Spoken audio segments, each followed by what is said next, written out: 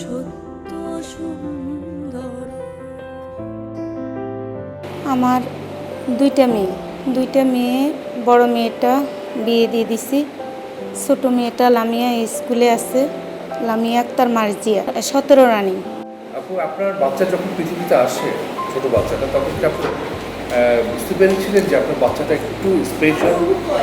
না, আসলে আমি তো কখনো এরকম বাচ্চা দেখি নাই এবং এরকম বাচ্চাদের সাথে ফেস হইনি। আপনার বড় বাচ্চাটা? হ্যাঁ, সুস্থ সবল ছিল।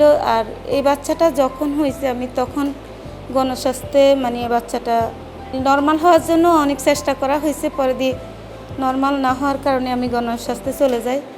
পরে দিয়ে ওই দিনই অনেকগুলা বাচ্চা ওটি হয়েছে, প্রায় 6-7টা বাচ্চা, সেই সাথে আমার লামিয়া। তো ওই দিন সব বাচ্চাগুলাকে আপনার সব মায়ের কাছে দিয়ে দিল, মানে সব মায়ের কাছে নিয়ে যাচ্ছে।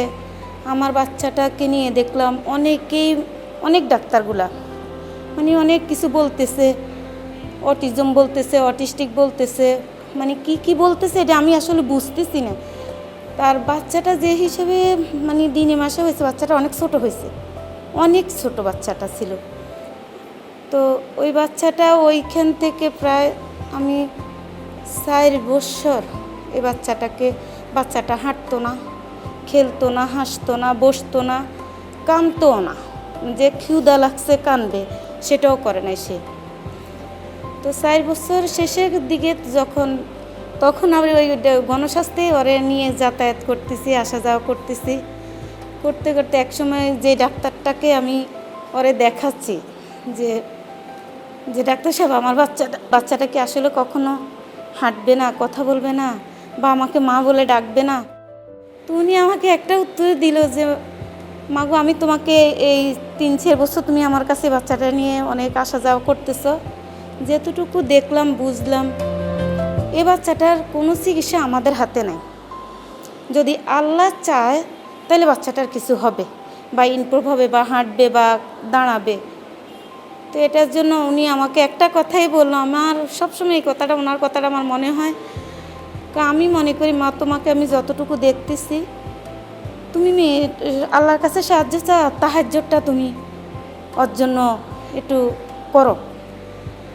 আলহামদুলিল্লাহ, আমি তাহাজ্জুদ শুরু করে দিলাম। করার পরে 41 দিনও যাই কুলাই নাই, এর ভিতর দিয়ে আমার মেয়েটা একটা লোয়ার খাট আছে আমার ঘরে, দইরা দাঁড়ানোর চেষ্টা করতেছে। মানে আল্লাহ যে কীভাবে আমাকে, মানে বলতে গেলে আসলে আমি ইমোশনাল ওই বিষয়গুলো নিয়ে। আমি 40 দিনের ভিতরে কোনো রাত ঘুমাই নাই। আল্লাহ মানে আমাকে নিজ হাতে পুরস্কার দিচ্ছে। এরপর দিয়ে অনেকে বলতেছে, ওরে আপনি যেহেতু হাঁটতেছে না, এই করতেছে না, একটু দাঁড়াইতেছে, তো কোনো একটা হোপের ব্যবস্থা করেন। মানে তখন এই কলা বাগানে যে আপারটা ছিল, আমি ওরকম জানতাম না। নুসরাত আপার সাথে তো অনেক দিন ধরেই পরিচয়, কিন্তু আপা যে স্কুলের মালিক এটা তো আর জানতাম না। পরে আমি অনেক জায়গায় দৌড়াইছি, আসলে আমি অনেক দূরে দূরে স্কুল পাইছি। পরে যে ওইখানে নিয়ে যাব আমার সেই অ্যাবিলিটিটা ছিল না।